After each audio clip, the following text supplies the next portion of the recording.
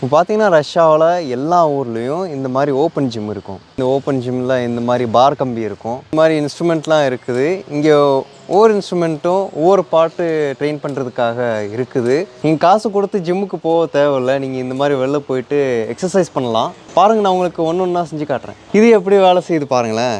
நீங்கள் இந்த மாதிரி இது காலுக்கும் கைக்கும் நல்ல எக்ஸசைஸாக இருக்குது. சரி வாங்க, இப்போ அடுத்தது போவோம். இது வந்து பார்த்தீங்கன்னா உங்களோட வெயிட்டு நீங்களே தூக்குவீங்க. நீங்கள் இப்படியும் பிடிச்சிக்கலாம். சரி, இப்போ அடுத்தது பார்ப்போம். இது வந்து காலுக்கு இந்த மாதிரி ஒரு எக்ஸசைஸு.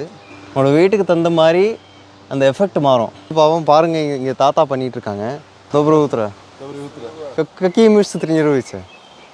Ну это плечевой пояс в смысле. Плечевой пояс, да? Вы каждый день сюда приходите? Да. Вам сколько лет? Мне 70. சரி, இவங்க வந்து பார்த்தீங்கன்னா 70 வயசு. இங்கே வந்து டெய்லியாக வந்து இந்த மாதிரி எக்ஸசைஸ் எல்லாம் பண்ணிகிட்டு இருப்பாங்க. இப்போ அடுத்தது பார்ப்போம்.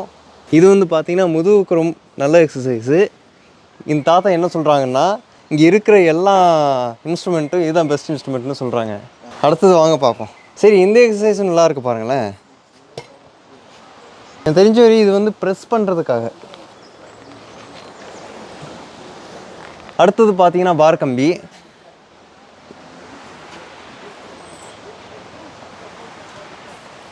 ரஷ்யாவில் எல்லா ஊர்லேயும் இந்த மாதிரி எக்ஸசைஸ் பண்ணுறதுக்காக இடம் இருக்கும். நீங்கள் ரஷ்யாவுக்கு படிக்க வந்தீங்கன்னா இந்த மாதிரி இடத்த யூஸ் பண்ணிக்கோங்க. கண்டிப்பாக உடம்பை ஃபிட்டாக வச்சுக்கோங்க.